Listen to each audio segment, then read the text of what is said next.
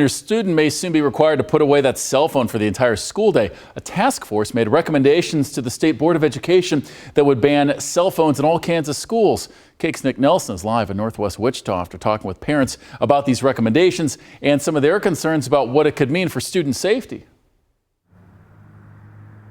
Chris, some parents, including parents here at OK Elementary, say they're concerned that in emergency situations, students wouldn't have quick access to their phones to get a hold of their parents. However, other parents say something needs to be done so that students pay attention in class.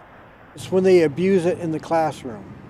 That's where I have a problem with it. She says she sees it all the time, you know, and she even makes it sound sometimes like the teachers, some of them feel like it's a losing battle. Dawn Forbes' granddaughter has told him her classes sometimes move slower because students are distracted by their phones. A statewide blue ribbon task force has been looking into this issue for the past few months and recommended to the Kansas Board of Education to help implement a policy where students' phones are kept in a secure location for the entire school day. Task force member Ava Gustin is also a high school student. She addressed the board Tuesday about why there were no new safety guidelines in the recommendations. Where that recommendation came about was we want to make sure that our students are safe and that they aren't stopping so they can take a video or text their mom that they're in an emergency, but instead they can have those safety measures and the school can then contact parents from there. The issue of students having quick access to their phones if an emergency takes place has been a top concern for parents across the state. Parents like Aaron Andrews, who has several kids in the Wichita public school system. Schools are pretty secure, but with the issues of violence,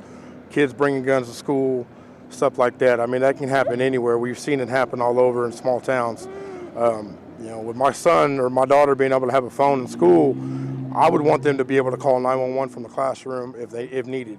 Although the board didn't take any action on the recommendations this month, some members also expressed concern about the lack of guidance on safety. I think we shouldn't be making a recommendation for which we have no idea how it would be done. Like if we don't have an idea what a plan would look like to handle emergencies without having those devices available, then that's not a very good recommendation. And the board is expected to vote on these recommendations at their meeting next month. Reporting live, Nick Nelson, KAKE News on your side.